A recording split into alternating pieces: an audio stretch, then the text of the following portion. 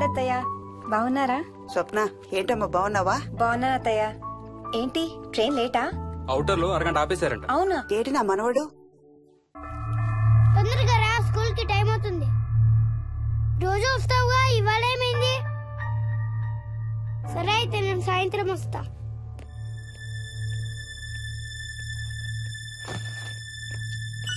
విక్కీ, ఎవరిని నా స్కూల్ కి రమ్మంటున్నావు? తాతని. తాతయ్యనా? అవును, రోజు నాతో స్కూల్ కి వచ్చేవాడు. ఈ రోజు నువ్వు వచ్చావని రానంటున్నాడు. ఆహా, ఇన్నాళ్ళు లేకుండా ఇప్పుడు ఎక్కడి నుంచి ఊడిపడ్డాడంట మీ తాతయ్య? తాతయ్య హెవెన్ కి వెళ్తున్నాడంట. నిన్ను కూడా తీసుకెళ్లడానికి వచ్చాడంట. రేయ్ చంపేస్తాను. ఏంట్రా మాటలు? స్కూల్ కి టైం అయింది, పదా. ఆఫీస్కి వెళ్తానమ్మా. బాయ్ నాయనమ్మా. Bye mummy. బాయ్ వికీ. వాడి తాతయ్య గోలేంటమ్మా? చెప్తానత్తయ్య, మీరు ఫ్రెష్ అవుతురు కానీ రండి.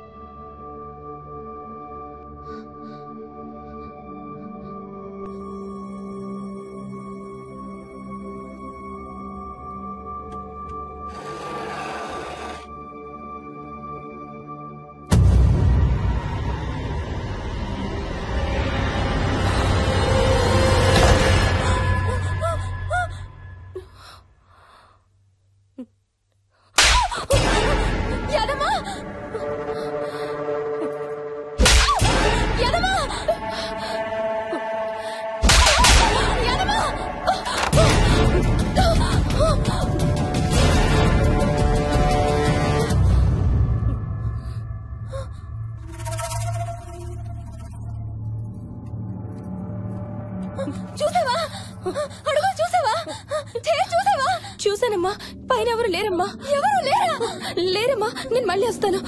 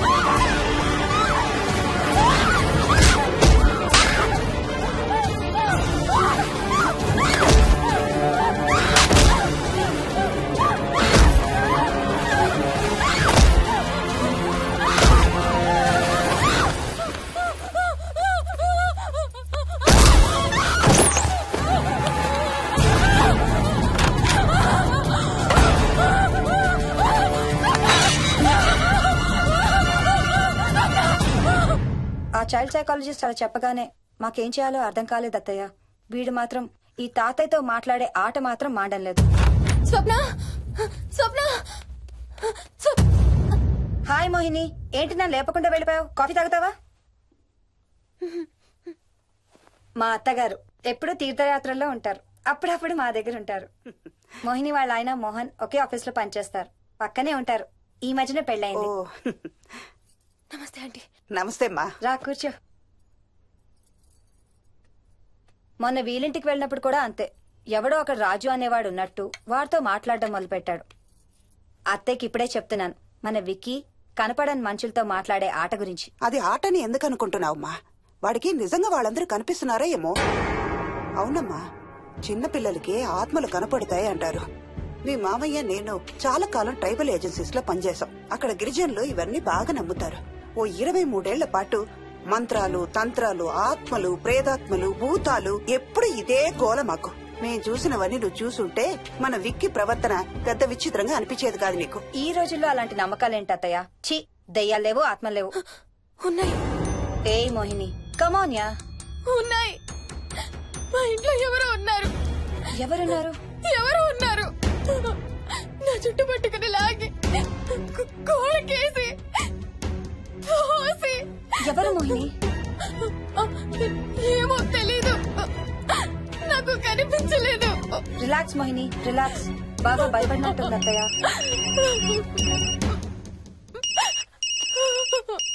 హలో. ఏ స్వప్న, నేను హర్షాన్ని. మోహిని సెల్ ఎత్తడం లేదు, మీ ఇంట్లో ఉందా? ఉంది గాని అయినా నువ్వేంటయ్యా ఒక్కదాని కొత్త ప్లేస్ లో అలా ఒంటరిగా వదిలేసి వెళ్ళిపోయావు? తనెంత భయపడిందో తెలుసా? ఏంటి, భయపడిందా? ఏది ఒకసారి తనకు ఫోన్ ఇవ్వు.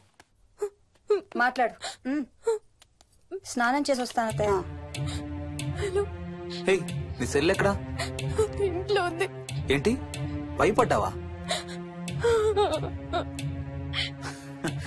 పొద్దున ఫోన్ చేసినప్పుడు చెప్పలేదే? చూడు, రాత్రులు మేలుకొని హారర్ సినిమాలు బాగా చూడు, భయం వేయదు. ఏ, ఇంటికెళ్ళి సెల్ తెచ్చి నీ దగ్గర పెట్టుకో. మాటి మాటికి స్వప్నం చేస్తే బాగోదు. మళ్ళీ చేస్తాను.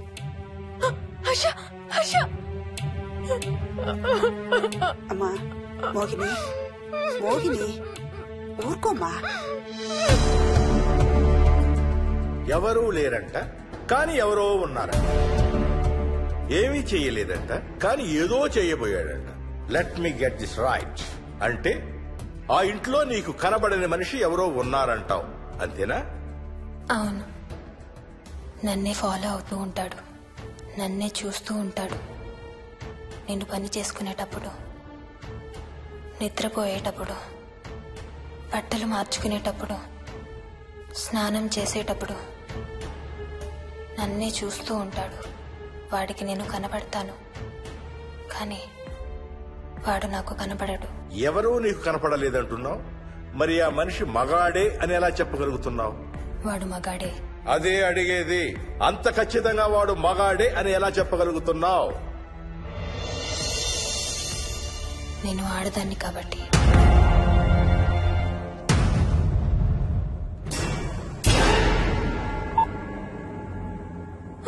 మోహిని